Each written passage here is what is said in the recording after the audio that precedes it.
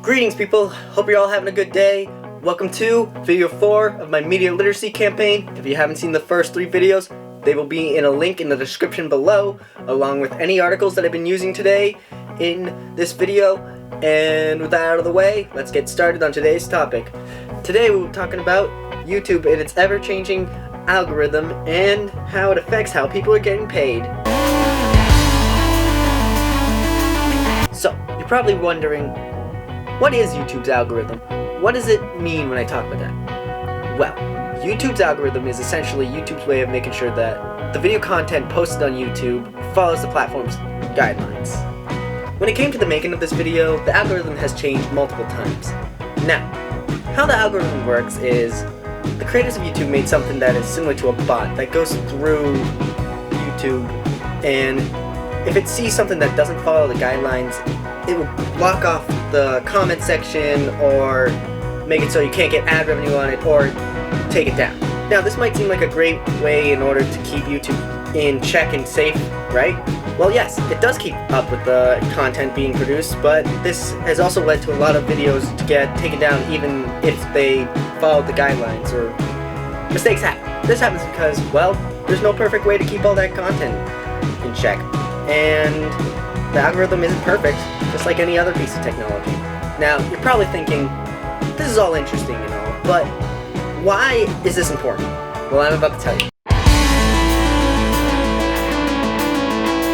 YouTube is a great platform to use. You can make many creative videos on it and make a living off the content that's being made. How may you ask?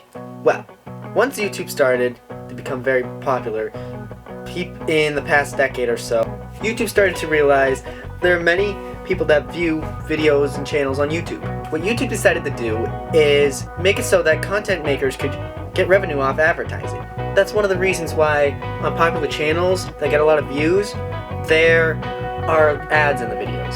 Now, in order for people to be able to get ads placed in the videos, a few things are required. One of the main things that are required are you need to have views on your videos. The amount of money that you get is based off of the amount of views you get on your videos.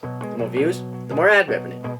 Now, the way that videos and views work, you might just think it's put a video out there, it'll get 1,000 views in a night, since there's millions of people who watch YouTube on it daily. Well, that's not necessarily the case. There are a lot of people on YouTube, but it doesn't necessarily mean they will see your video. This is where YouTube's algorithm plays a giant role. If the videos that are being made do not fit into the algorithm or the YouTube guidelines, or they don't seem like they're advertisement worthy, a lot of people are gonna click on it, well, then the algorithm doesn't put it into other people's recommendation section. What YouTubers tend to do in order to have more people view their videos is they tend to get creative in ways on how they can get more ad revenue, because it's a living for them. This could be by creating clickbait, getting people to subscribe to them, commenting, liking the video, or even getting a sponsor for their videos. They also have to stay inside a certain time limit in some cases. That has changed various amounts. I'm not 100% sure where it's at, but I always assume under 10 minutes you get more ad revenue. This might seem like it's a lot for YouTube to have, and, well, you'd be right. It's a job. It's not going to be easy. Now, the interesting thing about the way YouTubers are paid, since the algorithm is constantly changing all the time, this means that the content that they're producing is also changing constantly all the time. And this also means that there's not a consistent way for someone to be necessarily paid on YouTube. This can lead to people to find some creative ways in order to get views, while also staying in the YouTube's guidelines. The way that YouTube's seems to work is based on advertising, which makes sense. A lot of companies do that, and YouTube is their business. You know who is the largest demographic that is on YouTube viewing these videos? Kids in their adolescence.